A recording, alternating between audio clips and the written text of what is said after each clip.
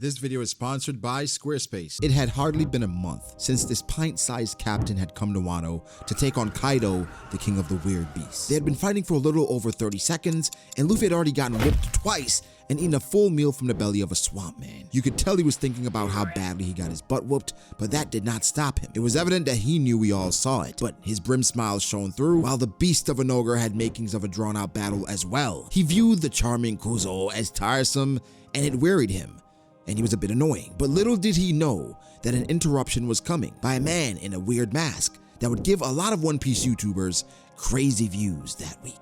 In the One Piece world and in our own world, everyone has dreams, and for some of those dreams, influence matters. I mean, what would Big News Morgans have to do all day if no one checked into his newspapers? And with today's sponsor, Squarespace, you can create a powerful and beautiful online platform to do just that. Connect with your audience and generate revenue through gated, members-only content. Create a community on your Squarespace website with a fully integrated commenting system that supports threaded comments, replies, and likes. These new third-party tools can help you manage inventory, promote products, streamline bookkeeping, reconcile and file sales tax, and ship items across the globe. Go to squarespace.com for a free trial, and when you're ready to launch, go to squarespace.com/B.D.A. law to save 10% off your first purchase of a website or domain.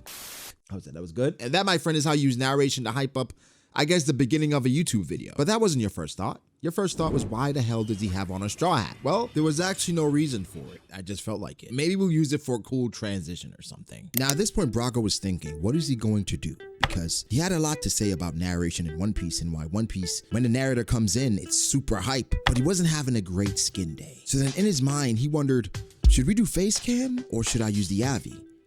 And at this point, the Avi made more sense. Narration in stories, One Piece, shonen manga in general, can be epic. The most famous narrator we can think of, in the anime at least, is from Hunter x Hunter. And for some people, it amplified the story. For some, it took away from it because he talked too damn much. But of course, again, we're not focusing on different types of narration in this video necessarily. And the narrator in One Piece is omniscient. It is, he is, she is, all-seeing and all-knowing. This character is godlike, and a deliberately authorial persona which kind of allows him to comment on actions that's going to happen in the future, and that can help establish a mood or a scene. In One Piece, that is used in some significant moments that you probably have thought of, but you don't realize just how impactful this narrator is. And so we're gonna go through this list today. These are the most significant examples of the narrator in the story completely setting the tone for what was to come or what we were about to experience. Of course, we have to start with chapter 1, and that is the introduction of the GOAT, Gold D. Roger. This is the beginning of the story. This is Oda right off the bat telling us what the story is about, what the main premise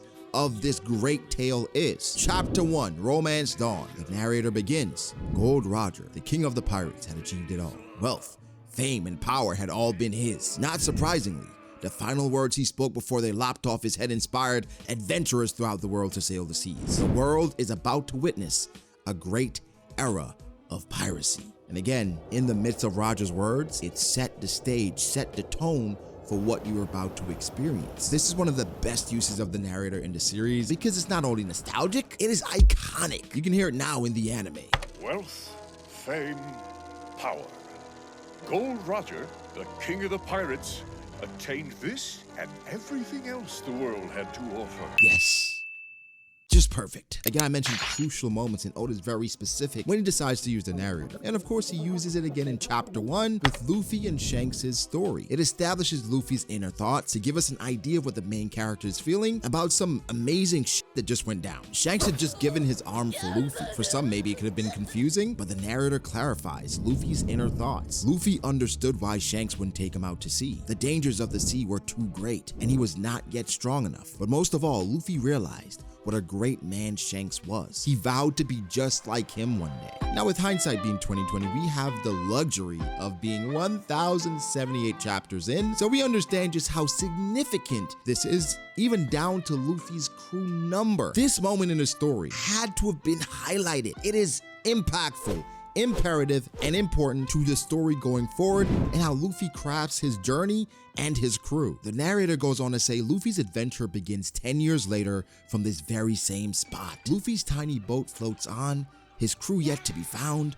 Luffy's great voyage of destiny has begun. For a new reader, this is completely setting the stage. The premise with Gold Roger, the inspiration for the journey, and also hyping you up for what's to come. This moment is significant and very important to the story because this is the turning of the tide, the changing of an era, the most perfect time skip I have ever seen in a story, the death of Whitebeard. We had just gone through some major trauma. Ace had died, Whitebeard was on the brink of death, and the world was in shambles. Blackbeard had just acquired another devil fruit. Marco was calling for a doctor on the battlefield, while being the ship's doctor. In the midst of all this, it created doubt. But then Whitebeard reaffirmed my thoughts, my feelings by letting me know that the One Piece did indeed exist. It was positive reinforcement as the reader and for the characters in the story. So with all this conflict, the narrator jumped in by saying Whitebeard is dead, but even in death, even with half his face gone, he would never fall. He will forever be remembered as a monster for the way he destroyed his enemies that day. In this one battle alone, he suffered 267 sword wounds and was struck by 152 bullets and 46 cannon blasts, and yet neither that mighty body nor his pirate's pride suffered even one coward's wound. Arguably, one of the best uses of narration in shonen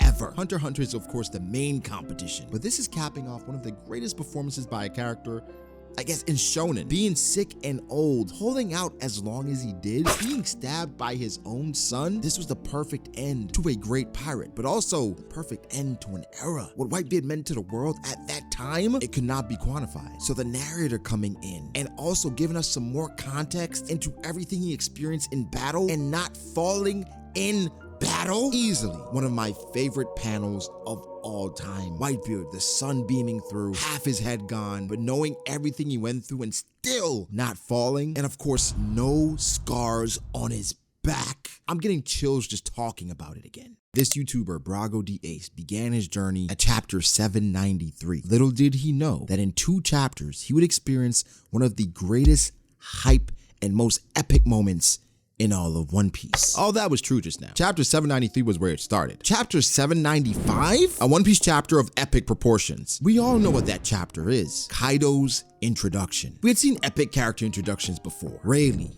Kizaru, the Admirals, even Whitebeard, but none was quite like this. We had heard of the Yonko. We'd even met a few of the Yonko. There were stories, there were rumors, but none felt more impactful than a narrator jumping in and letting us know just how devastating Kaido was. The strong live and the weak die. That is the only rule of this world. The man claimed that he was searching for a place to die. He had tasted defeat as a pirate on 7 occasions and been caught by the Navy or enemy ships no less than 18 times. He was tortured time and time again and lived as a prisoner. And finally, he attempted suicide, the very rare act of suicide, by jumping from a sky island. This is a man who challenged the Navy and 4 emperors and was caught 18 times and endured over 1,000 tortures. He was sentenced to death 40 times. When he was hanged, the rope snapped. When put under the guillotine, the blade cracked. When skewered, the spear broke. Ultimately, he sank 9 different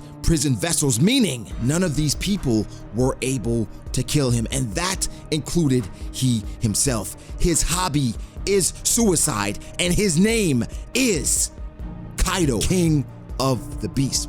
But people say in a one-on-one fight, always bet on Kaido. Land, sea, and air. Out of every living thing in this world, this pirate is said to be the strongest creature alive. Now guys, you tell me, when you read that out loud, privately, were you not completely losing your mind? Not only based on what was going on with Oda showing and telling, I think that's when he's at his best, but the narrator coming in and providing well-needed context to give us just an inclination of how great and what we were experiencing at that time. It is still in the running for one of the greatest and most epic chapters of all time, of course, in One Piece. This was so well done, we could not wait for Wano, even while it's being in Whole Cake Island, which happened after this, by the way. And again, we knew of the Yonko, we met a few Yonko, but we didn't know the Yonko. How great were they? This was Oda putting it into context for us. Whitebeard was great. Look at everything he did. Shanks was great. He went to meet Whitebeard. Then we meet Kaido. It is so subtle when you're going through Marineford because of how epic everything is. It gets lost in the shuffle that Shanks scuffled with Kaido several times in the New World before going to Marineford. And of course, we have the luxury of 2020 hindsight, so we know the ins and outs. Kaido and King tried to go to Marineford, but we still don't know how Shanks actually stopped him more than Shanks just being a beast. Either way, in that moment, the importance of narration shone through so perfectly. Now guys, there are other moments, but we have been rambling on for too long. Let me know if you enjoyed this. We'll get into those other moments as well. Of course, this moment was inspired by chapter 1078 and the narrator coming in again and letting us know epic things are on the horizon. And guys, every single instance of the narrator coming in, it's had some payoff. There are a few moments that haven't paid off as yet. If you enjoyed this one, the next one will be even more epic.